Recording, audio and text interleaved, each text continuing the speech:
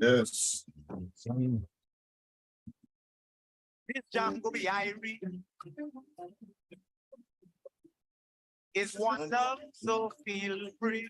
For we are the people of the Caribbean, showing that we don't want no basin plan.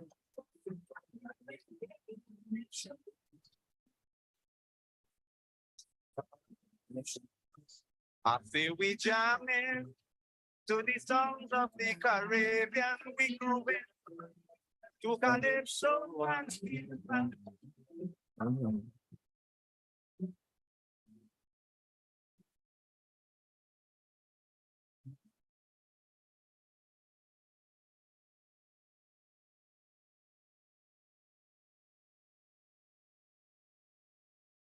Yes, yes, yes, yes.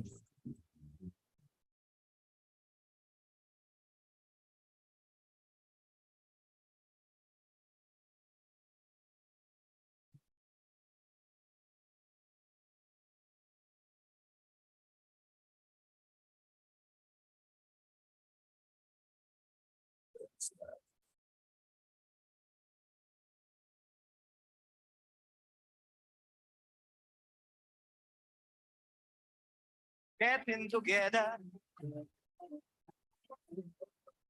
so should every leader. For we are one people, one destination. So let us move on without hesitation.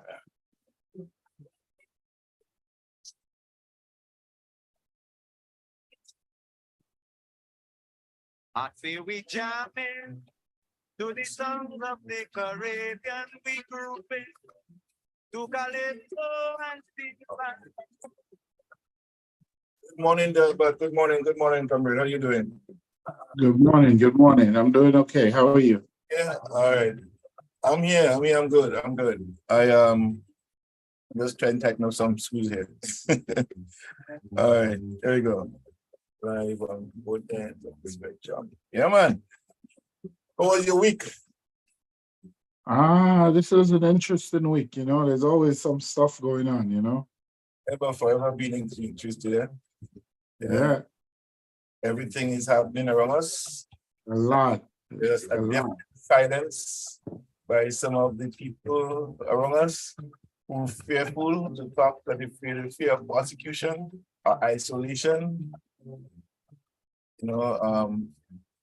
I've seen a number of things over the week gone there, and it kind of This is concerning how our leaders, tribal leaders, are being cautiously treaded on the international stage for fear of speaking out that they may be sidelined, perhaps Yeah.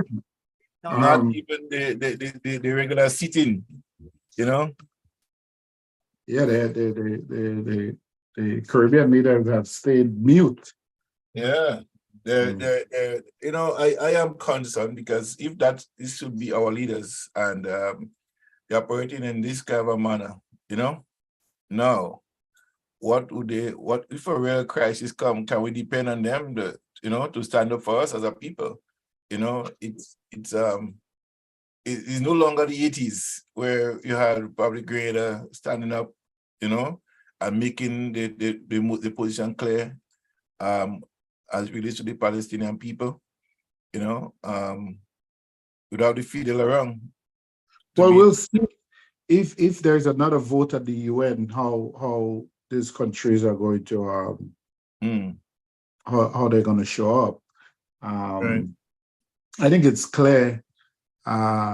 Listen, I've been following the Palestinian issue since about 1975. Right. Okay. And certainly living in the US over these few decades, this is probably the first time that I've seen that people are refusing to be kept quiet. Mm-hmm. They're not accepting that narrative that that whatever Israel does is right and it's appropriate. Mhm. I deplore the killing of innocent citizens in any conflict. I mean, having come from a country that itself was invaded, uh, and and and and seeing innocent civilians die is something that I reject totally. But for me, as I said to someone earlier, if your point of reference on this whole incident is October 7th, then you're looking at it the wrong way. Yeah. You know? What about May 14th, 1948? What about before that? You know, so the very principles that Israel are rejecting today were the very principles upon which the nation of Israel was formed. You know, and I don't know why they cannot choose in peace, because there are communities in the United States, in New York, where Muslim and Jewish communities are right next to each other. They live fully, live well. They're friends. They help out their neighbors. They do things for each other. They do business for it. They in business with each other. So what is it about inhabiting that particular parcel of land that has made it so violent and so tumultuous over so many decades? And I'm convinced now is that the prophetess of war don't want peace in the Middle East.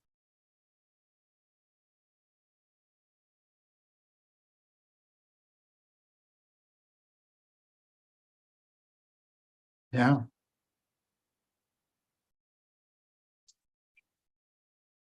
yeah, yeah.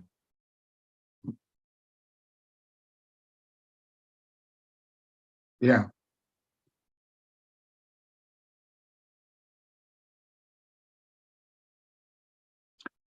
And money. Well, money. Ultimately, yeah, yeah.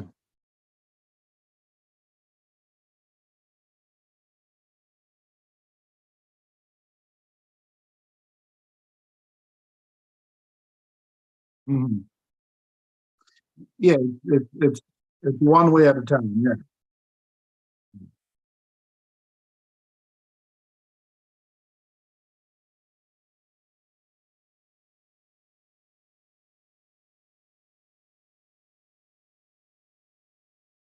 Well, my question is, if you genuinely listen, and I understand the whole question of competition in international trade and shipping, but would it have been possible, technologically possible? I'm sure it is, to widen the Suez Canal, or to build a second lane.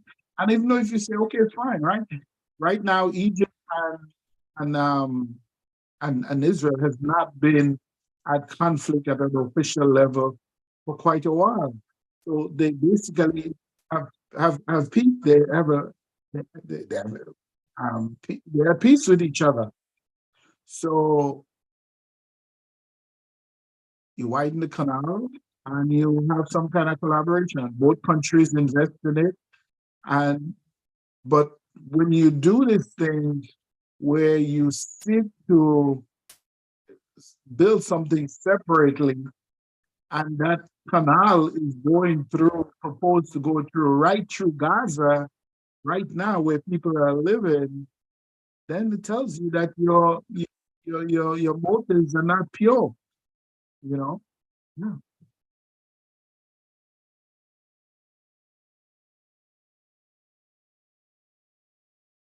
Yeah.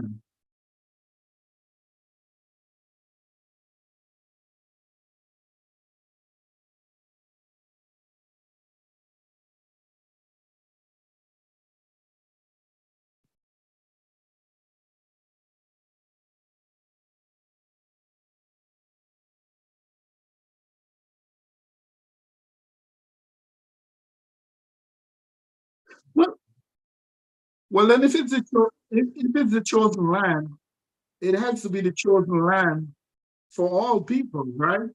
Because the the three sons of Abraham, that's where the three religion originate from, right? Judaism, Islam, and Christianity. They all came out of the sons of Abraham. So so okay, so why? So if we are all created equal in God's image and his size, why would he give that one piece of land designated as the chosen land for just one son of Abraham, while the other sons are, are left out? Remember, the the the the, the two sons, all right. I think Ishmael was and Isaac, right? They were at war for a while, but came together in the end. On the death of Abraham, they came together as brothers, actually before his death, but certainly by the time of his death, they had resolved all their issues and came together and both buried their father. Yes.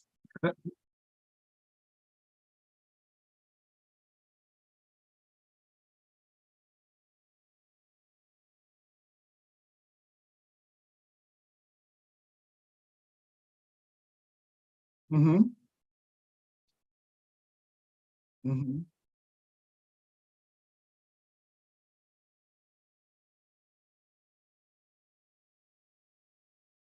Mm-hmm.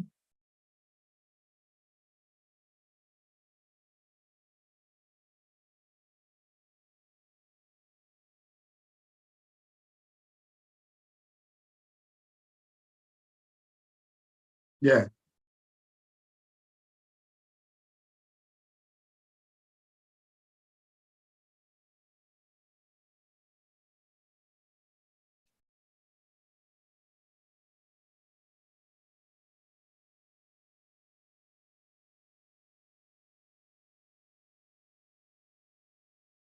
Mm-hmm.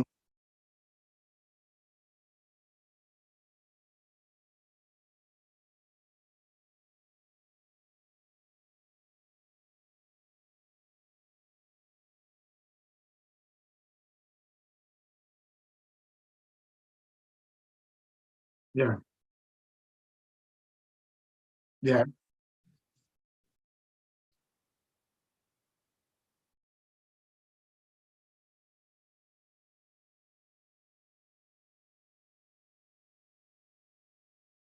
Mm-hmm.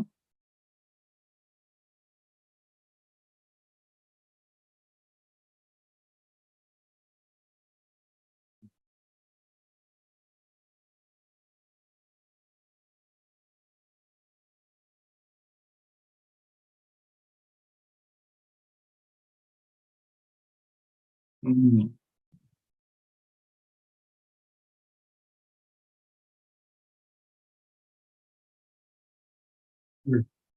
Yeah.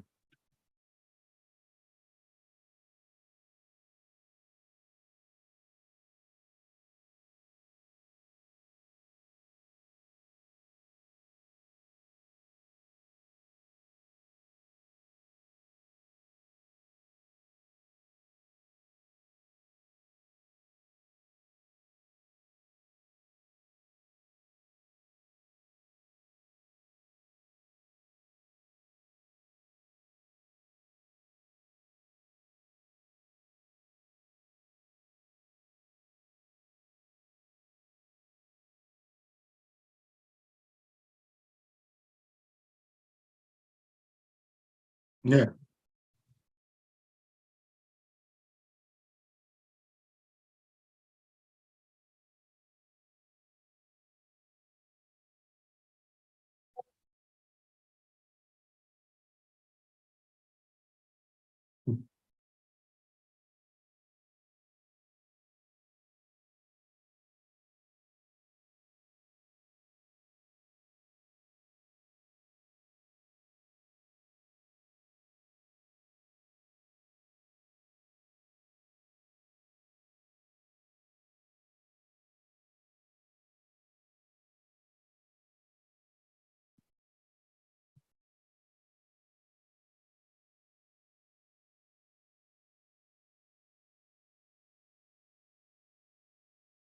Yeah.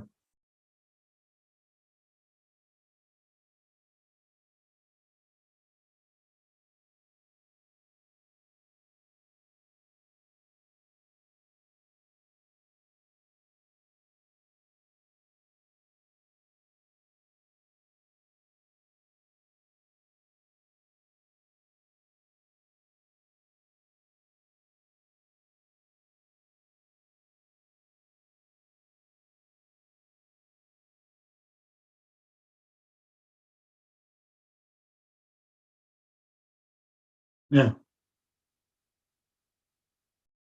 Oh, yeah, of course.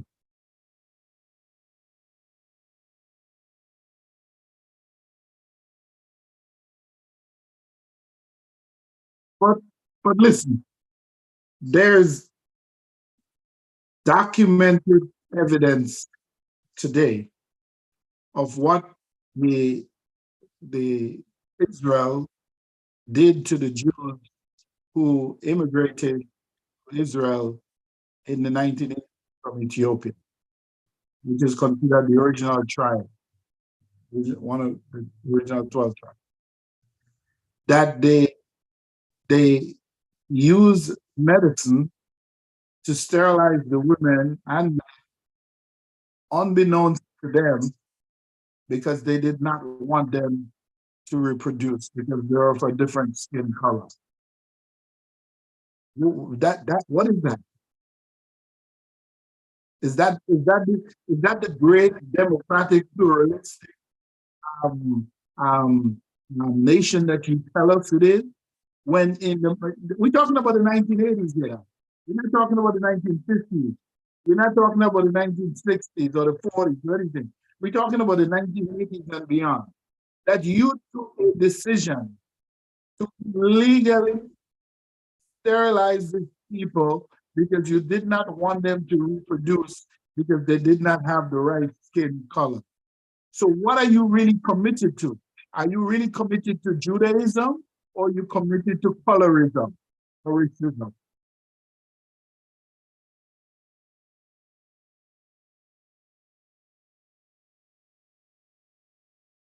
Well, yeah, yeah. Mm,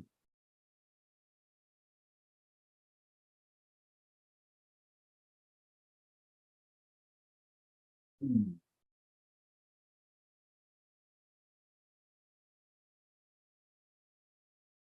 Yeah,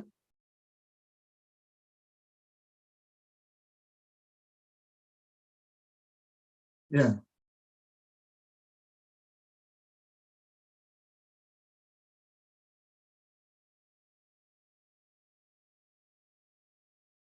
Well, what I don't understand, what is the strategic interest of Israel to the United States? There is none. There's no strategic interest there. Well, but really, no. And U.S. president has acknowledged that as Mm, far back as well, even the president who mm, first recognized Israel right after the declared independence, I think it was Truman at the time, said that it was a really difficult decision, because they could not find a strategic interest. And that exact thinking was repeated by by Nixon, that Israel is of no strategic interest to the United States.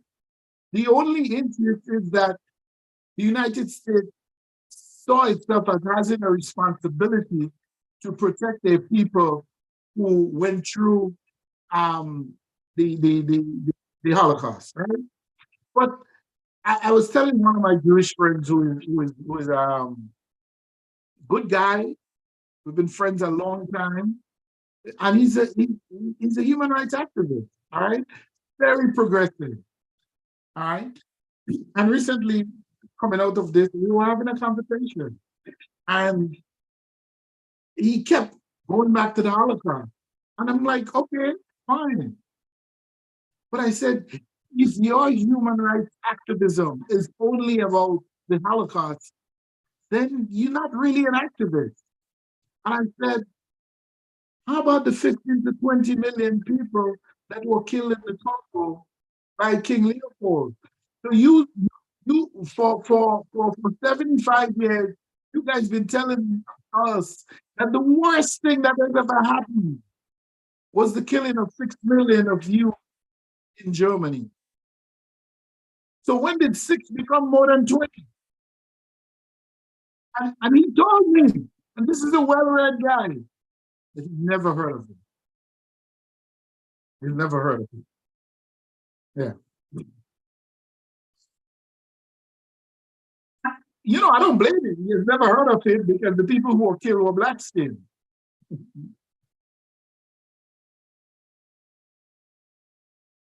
Yeah. Yeah.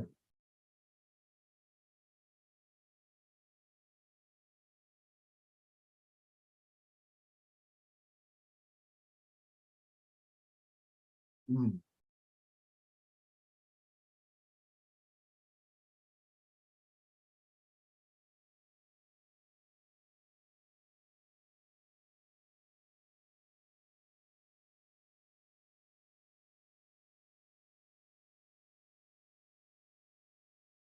Mm.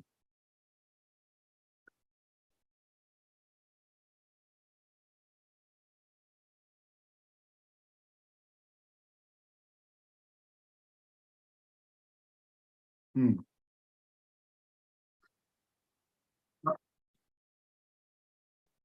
I, s- I listen, I'm the least person susceptible to conspiracy theory, but there's an interesting um, sort of line of thought going around of that this entire thing was orchestrated by the Israeli prime minister as a distraction for him to stay out of jail. Okay? Because here you have arguably one of the most protective borders in the world that was being watched 27 hours a day, all right, fully militarized. How did poorly trained militants um, break through your defenses and was able to do so much damage for such a long period of time? And you having one of the best military force in that part of the world, worldwide as a matter of fact, were not able to respond in rapid time. So there's this professor who is arguing that this was orchestrated by the by the Israeli prime minister, just to give him more time. Hopefully he survives. And because the guy is a narcissist, right? He's a narcissist who doesn't care about Judaism, and he's not even religious. Okay, he's not religious. So it's all about staying in power for him, and they feel that's part of it. So in essence, the argument is that he's willing to sacrifice and sell out the lives of his own people just to stay in power. And I don't put it beyond I don't put it beyond him. He's a, he's a despicable human being, and I really hope that when this thing is over, that he's brought up on war charges. And there's another one. I mean, I kind of walked away from American mainstream media some time ago, but went back to it during this period because they have access, and there's this the Israeli former ambassador to the United Kingdom, Mark Regler. Okay, this guy is the new Joseph Goebbels. Right? He just comes on TV and lies, and he does it so effortlessly, so clearly. Okay, and that the journalists who are usually interviewing him, he's on American TV 4 or 5 times a day on all the different networks. Okay, and they don't challenge him.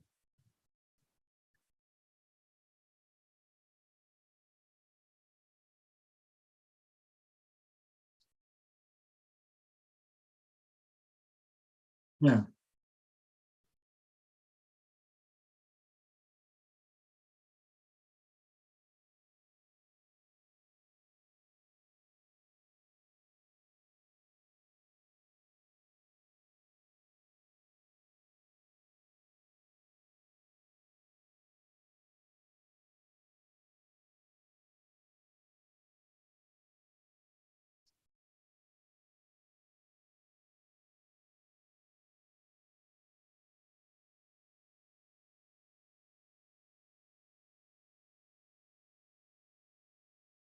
Well, Cowdites.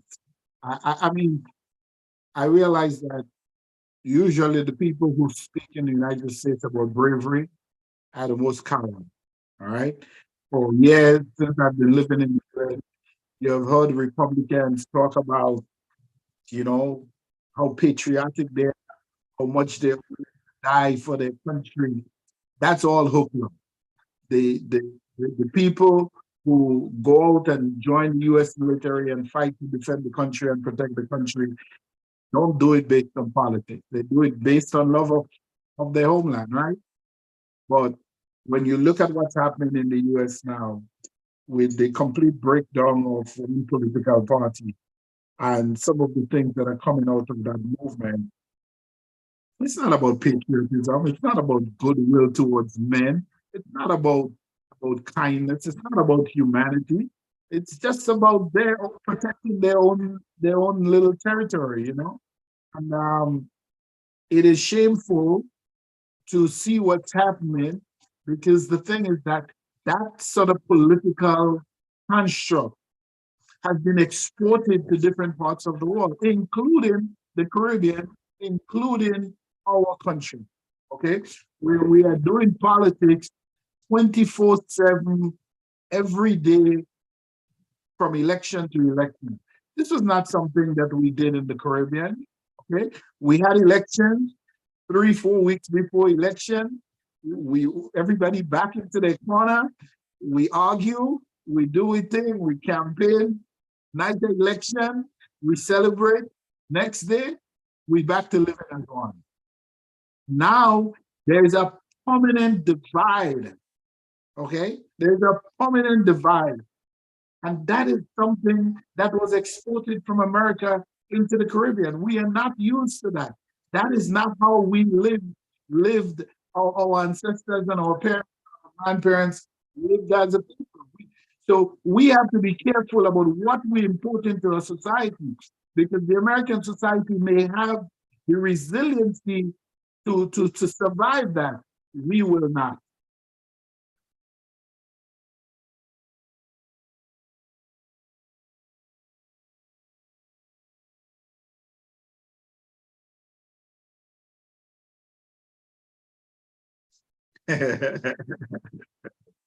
Yes, yes, yes.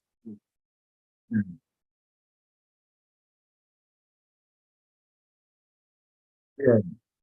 I have long said that the two main political parties should abandon this elephant.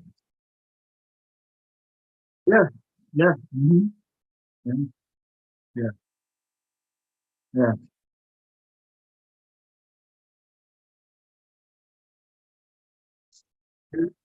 Yeah, it was white t-shirts, both of them. One had the star on it, and one had yeah, yeah, yeah, yeah, yeah, yeah, yeah, yeah, yeah.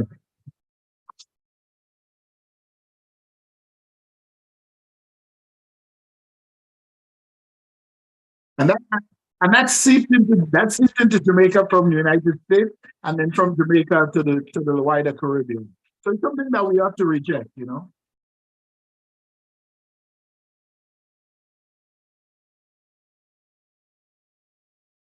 Yes, yeah, absolutely.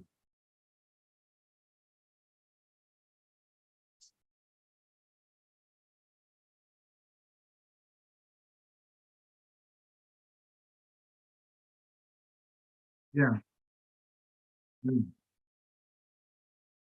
yeah,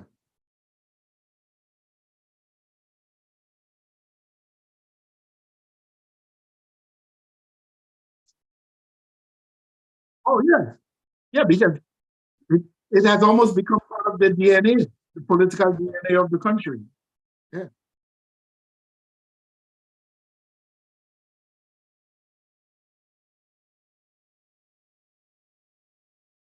Yeah, but people are, I mean, there's a joint statement by 26 US senators that are calling for an immediate ceasefire, the cessation of the violence. You would never have seen that 10, 15, 20 years ago. So we're making progress. I clearly don't support any student at any university here issuing threats to um to someone of a different faith or anything like that. That's not helpful. Okay, that doesn't do anything to advance the cause for justice. So if you're doing that and you think that you're helping out the Palestinians, no, you're not. You know? But I firmly reject the narrative that has been pushed on us for decades that if you oppose Israel and what it's doing to the Palestinian people, that you are anti-Semitic. It's not the same thing. So you're not going to put your label on me. I reject that. You're not fooling me with that anymore. 20, 30 years ago, you could have got away with that. You have a criminal as a mass murderer as your prime minister, then you don't have any right to call me any names. I don't forget 1982 in the Bekaa Valley, what they did to under Ariel Sharon. I mean, we know this thing. So we have seen your pattern of mass extinction, you know. But listen, I have become convinced now that the military-industrial complex has an invested um, interest in seeing that war go on, that conflict go on, because it's all about money for them. They really don't care about either one of these people, but they keep supplying weaponry on both sides, and they keep laughing their way all the way to the bank.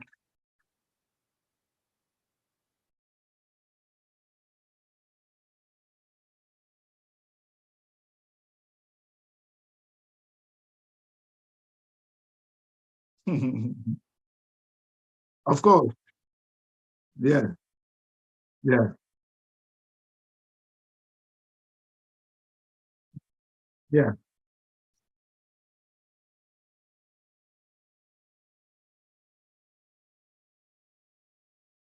Yeah.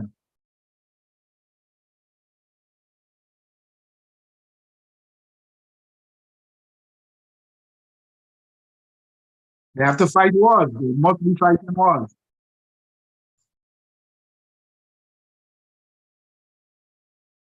If you don't fight wars, you have to test the weapons somewhere. You have to make new ones. So we have to keep fighting wars, or supplying wars to people in different parts of the world for their own conflict. They're not making no tanks or M16 or AK-47s or machine guns or helicopter gunships in the Congo or in the Central African Republic or in Niger or in parts of Nigeria or all the conflict areas on the continent.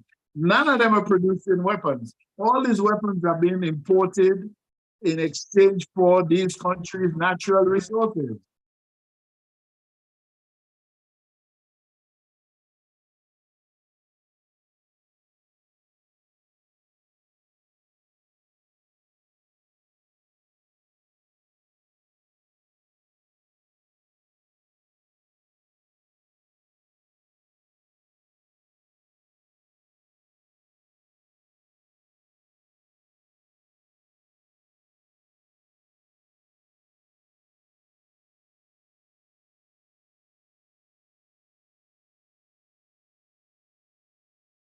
No, no,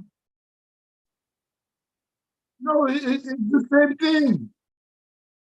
What difference would put The black people in Russia have any rights? Do they promote a multicultural society? No, they don't. Okay. Okay. So what does that tell you? That tells you it's about. That tells you it's about. Yeah, but that tells you it's about their interests. It's not about you.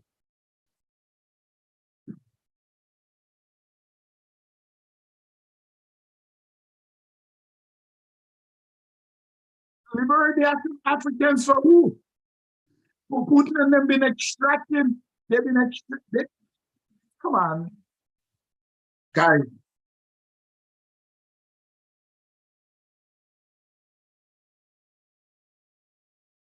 Putin, well, listen, Putin is not in any real position to be the global player that he hoped he was going to be. Okay? So whatever he's doing, they're going to target countries or areas where they can have some marginal effect.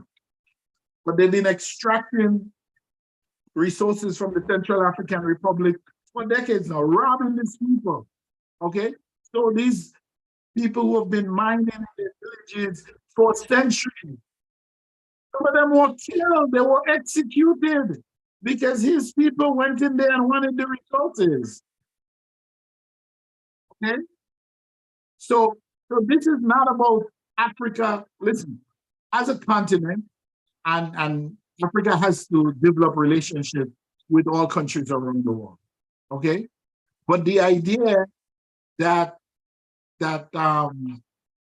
you're going to kick out the French, kick out the British, not deal with the Americans, and you're going now inviting the Russians and the Chinese. It's not an answer. It's not a solution. They're clearly in certain African countries where the Chinese has instilled their death trap. Not only in Africa, they have done it in other countries. It's happened in Sri Lanka, it's happening in other countries. Okay? We have to be careful it doesn't happen to us in the Caribbean. Okay? Okay. But take for instance, our airport. Okay? We have an airport that at best is probably used 40% of the time. The other time the airport is just there. All right? Because we haven't built up a tourism product to the extent where you have hourly flights landing in Grenada. Okay? So the airport is unoccupied for more than 50% of the time. Do we need to upgrade the airport? Absolutely. We need a lot of things, make it more modern. But we are now spending $70 billion, okay, for what we call Jet Bridge and some other improvements. Antigua, in I think 2018, thereabout, or probably 16, built a brand new terminal, one of the best in the Caribbean, probably the best in the Caribbean. Okay, it's not as big as Trinidad, it's probably not as big as Barbados, but it's a modern facility and it's user friendly. When you land in Antigua, you feel like you're in a modern airport in Asia or Europe. Okay, and it costs them just about $100 million. So how could we just be doing upgrades for $70 million? How is that airport, which is already struggling to break even on a yearly basis, going to be able to sustain that debt?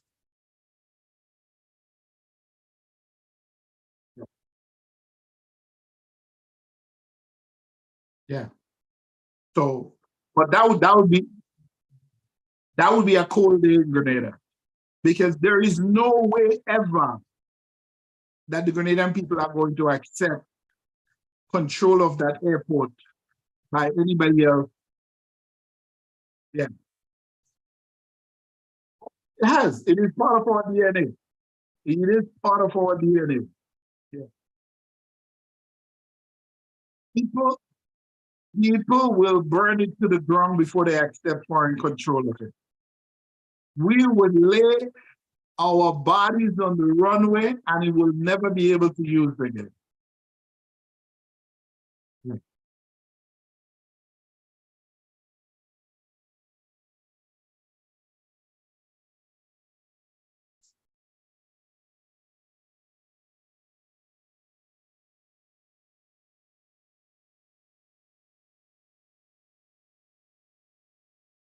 Well, not she alone.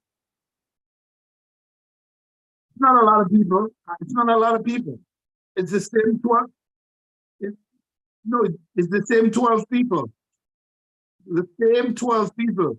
The thing is that we give them too much attention, we give them too much ink, and we make them think that what they're actually saying is important. It is not. Okay? Whenever you have a young government, especially a party and government that has not been in power for arguably, 12, 15 years. All right. Because during the previous NDC administration, it was really a lot of travel because it was during an economic downturn. Okay. This is a completely new team. You can't just do phone diplomacy. You have to get out there and press the flesh and let people know who you are, look them in the eye, and let them know what you're about and what kind of help, what kind of assistance, whether it's financial, technical, human resource, or whatever kind of assistance that you are going to need to help improve the lives of your citizens. Okay? This is good. A lot.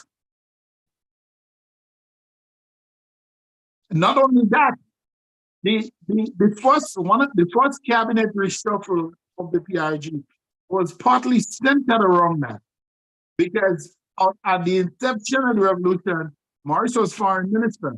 People forget that, okay? And he was forced to travel so much that one of the first decisions made in the reshuffle was he was relieved of that position.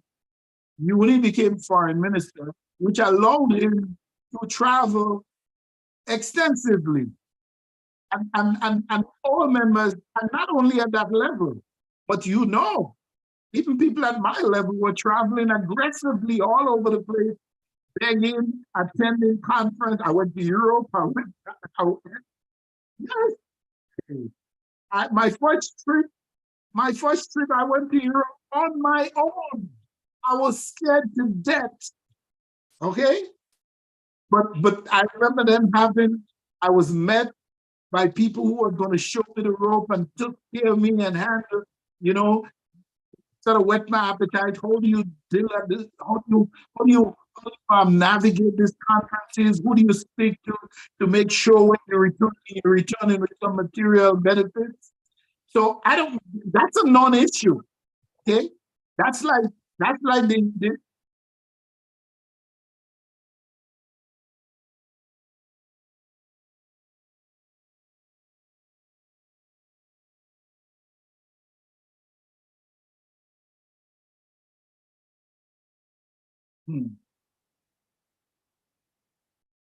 Listen to me. Every time the prime minister travels, or the foreign minister, or any senior member of government, cabinet member, and they comport themselves well, they act professionally, and they present Grenada in a good light, it has benefits for the country.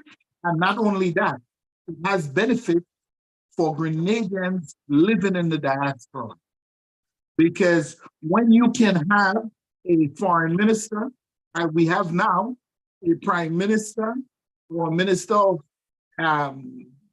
mobilization or the finance or any one of the senior cabinet ministers who travel, economic development and planning minister, and present themselves well to the outside world, it tells people that despite our smallness, we are proud, forward-looking, well-educated, accomplished people. And that helps us in the diaspora in terms of how the communities and the larger native communities of the respective countries view us, treats us, and offer us greater degrees of respect. So anybody who doesn't understand that, you need to kind of think. You need to kind of think. And wait, it's not like that there were any less travel with the previous administration. He traveled extensively.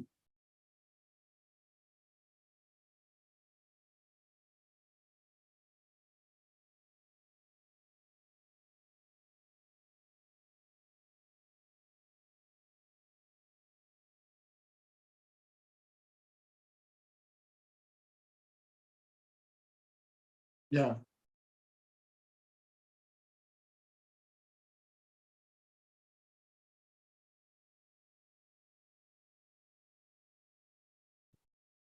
Yeah.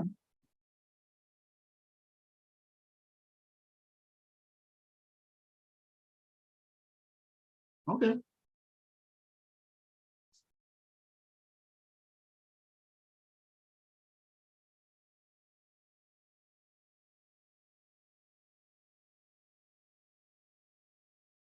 Okay.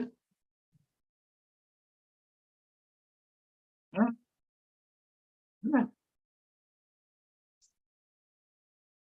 And you can't do these things over the phone. Yeah. Yeah. Yeah. Yeah. Hold, hold 1 second, John.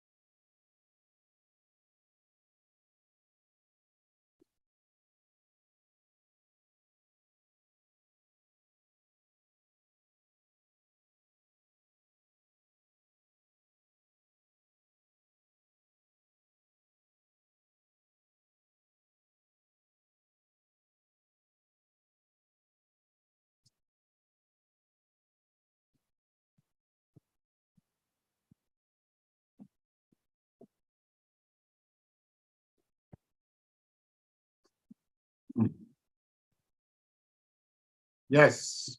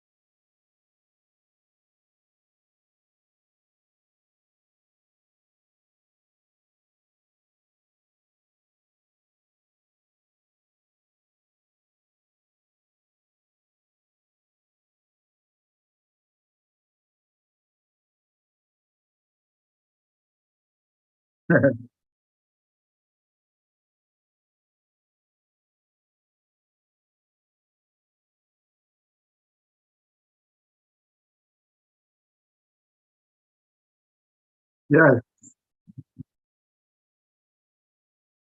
I think on that issue, Cassandra is somebody who has, over the years, raised really important issues. Okay, and and uh,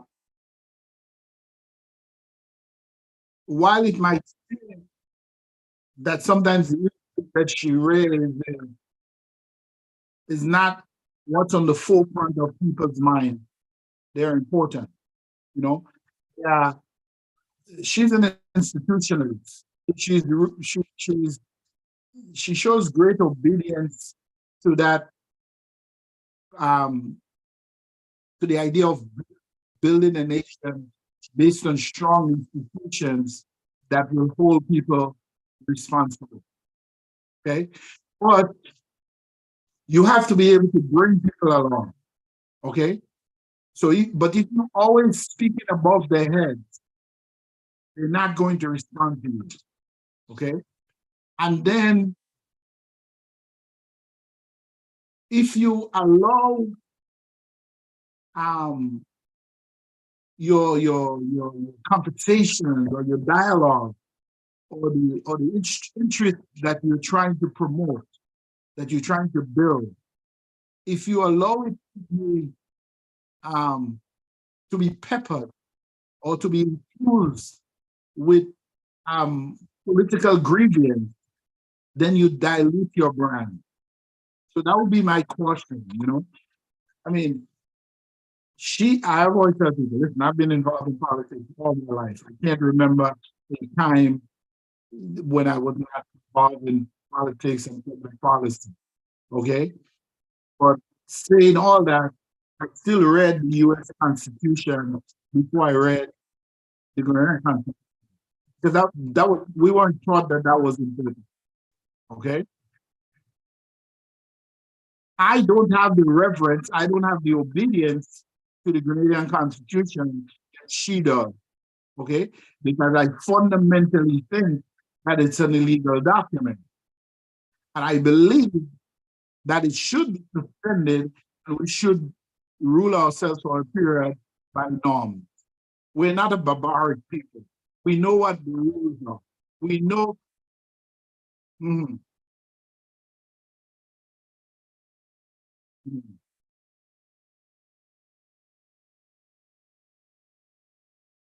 Well, yes,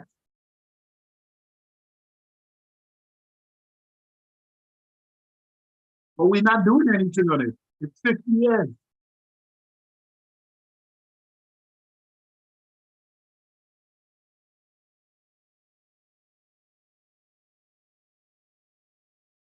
Yeah, yeah, yeah. But listen to me. The, when you when you examine that suspension, it was only in word. Okay, there is no way you could have suspended the Constitution and kept the Governor General. There is no way you could have suspended the Constitution and kept the same formation of the different ministries and agencies of government, including the police, the Public Service Commission, and all the things. So it was the very laws by which we were governed prior to March 13, 1979, were the same laws that were governed throughout the revolution. The new laws, there were no laws, there were no colonial laws repealed. The new law, the people's laws that were put in place was about economic and advancing our people, advancing on equal pay for women, on maternity, on NIS, and there was some anti-terrorism laws. But other than that, everything remained in place.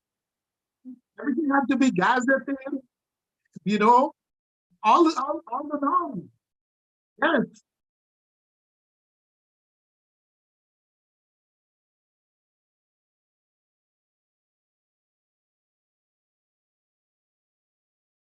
yeah,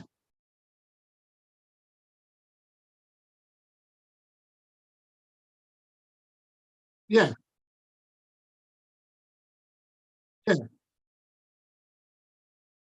That was the anti-terrorism laws that were passed.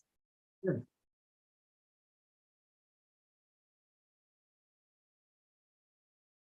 Yeah.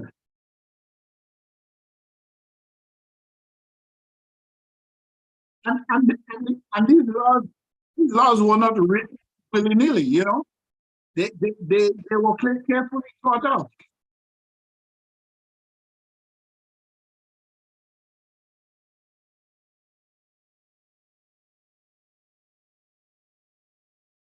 Mm,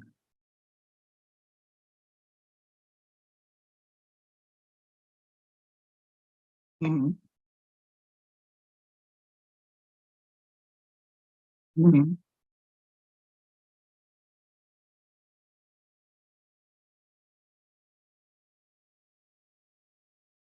Yeah, of course.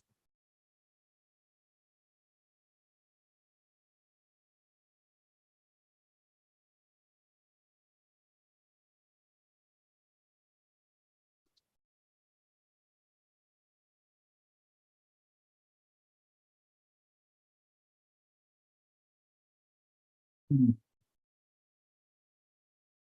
mm,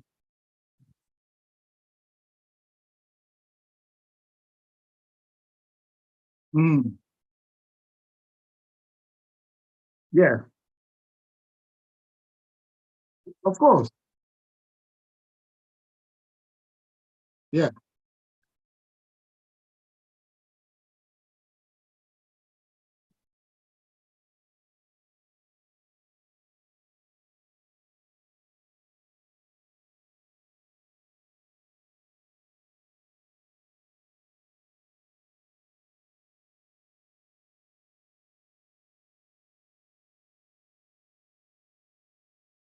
Yeah, that's nonsense.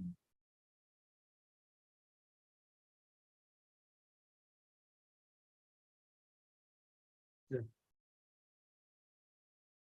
That, that that that was part of the propaganda that was after the revolution. You remember the other one that when they captured her, that she had $2 million.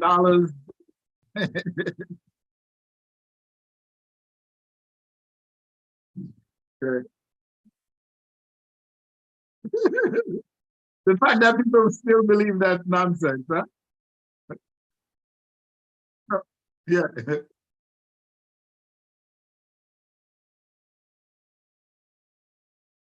yeah, yeah, yeah,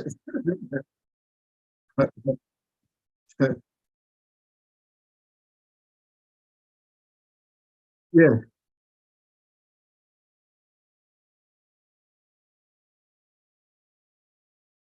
Listen,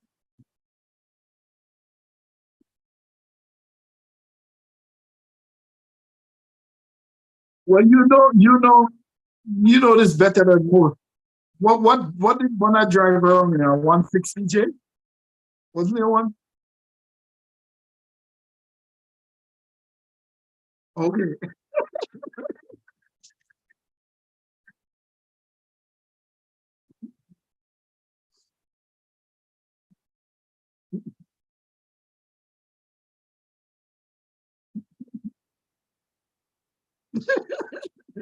That, no, but if come on. If you have a shoe that it's funny that you say that because I have a pair of Oshine, whatever the name is, yeah. And I don't know, I've had this pair of shoes for 20 years. The outside looks fine, but the inside is all destroyed. I refuse to get rid of it. I took it recently to my shoe guy and I asked him, tell me, what can you do with it? He said, Dell, put it in the garbage. I said, I can't, you know?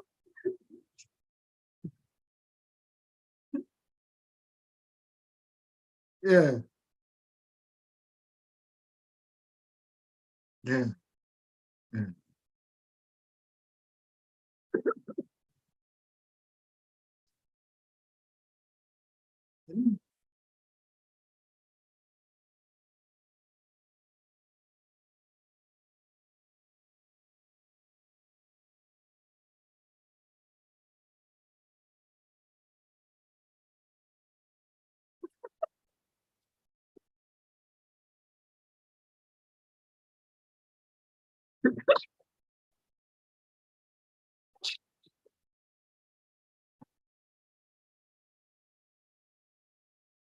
Nobody was living in luxury.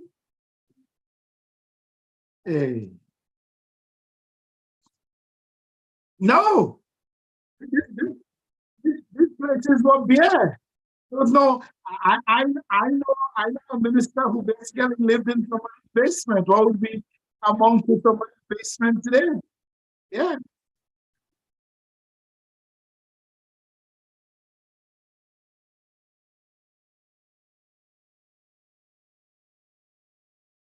yeah.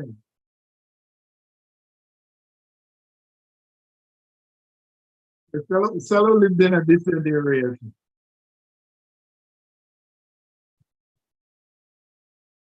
And there's nothing wrong with that. Yeah. No, I went to I went to George Place in Maran was more,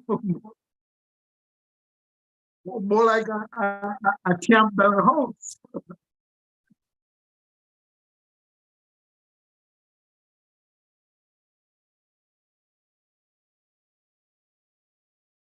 Listen, I remember when um you know the old doctor's house in Cedar where the parish doctor used to live.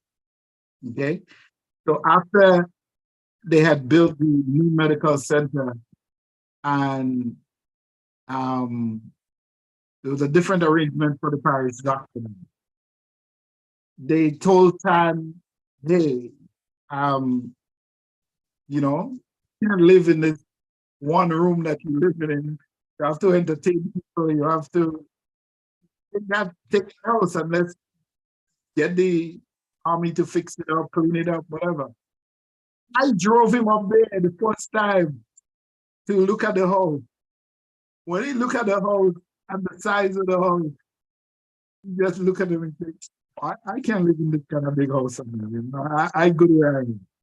Yeah, this was not about money and luxury. This was about serving people. And how you going to tell people that you're serving them, all of a sudden you were living regular, and then all of a sudden you start living on the high, on the public trough, and telling people that you care about them. It was never about that.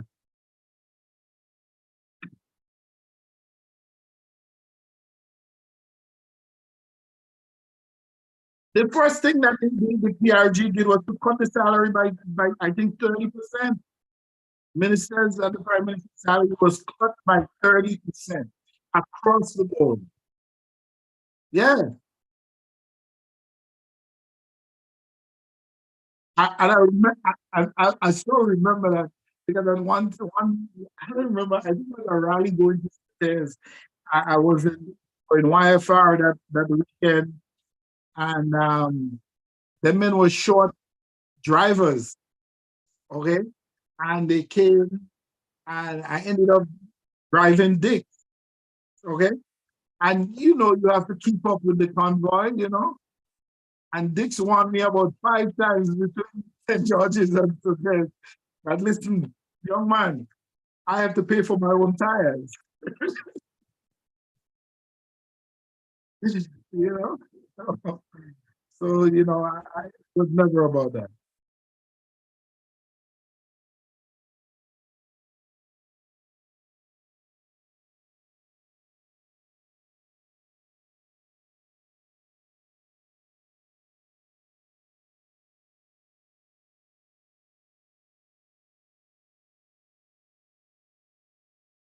Well, that should be a good thing. Since we were determined to be one of the most heavy drinkers in the Americas.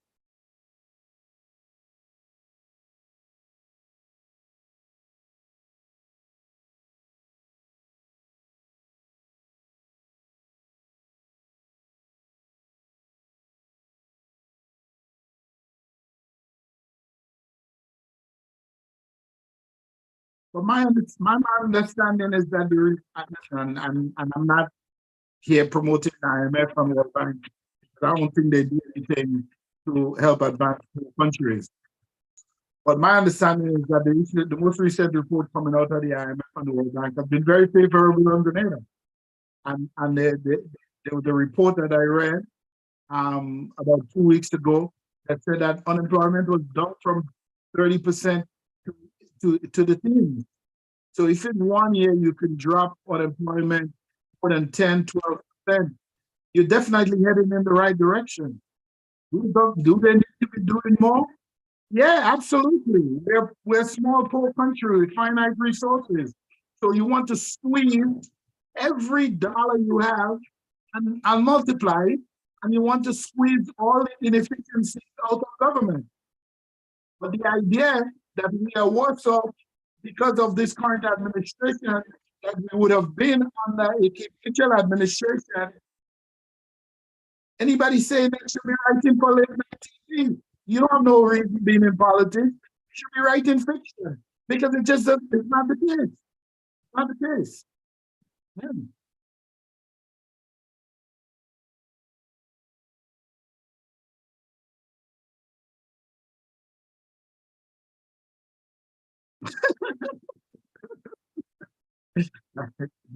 Yeah, that's funny. Yeah.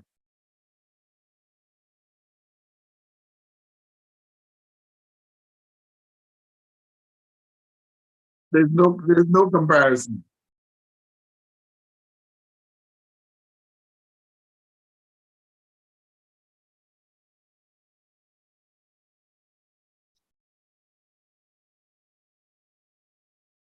Mhm. Yeah.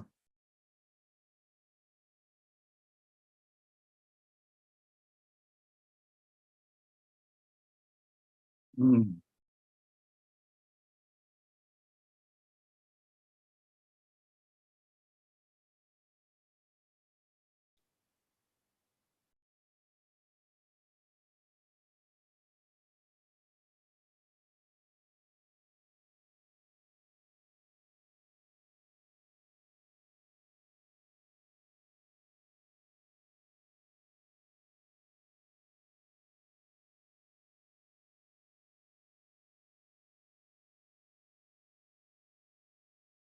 Of course, listen.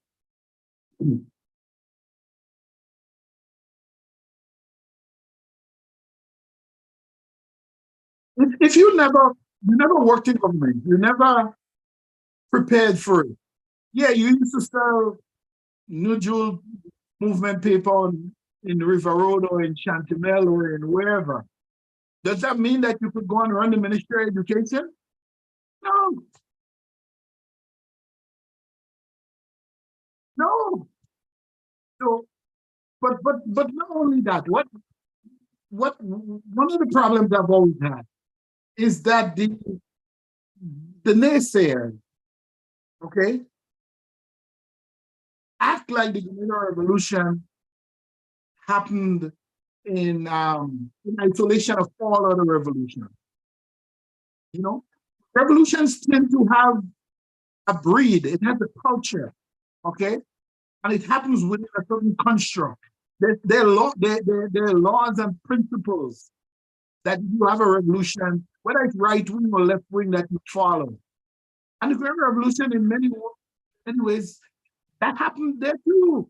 There are people who are involved, like you said, part of the struggle to get rid of Gary, but their only goal was to get rid of Gary and then and still install themselves to do the exact same thing. Okay? Yeah. So if you did not, if you didn't experience that, or you didn't get the big position that you thought that you were entitled to, then you turn against the revolution.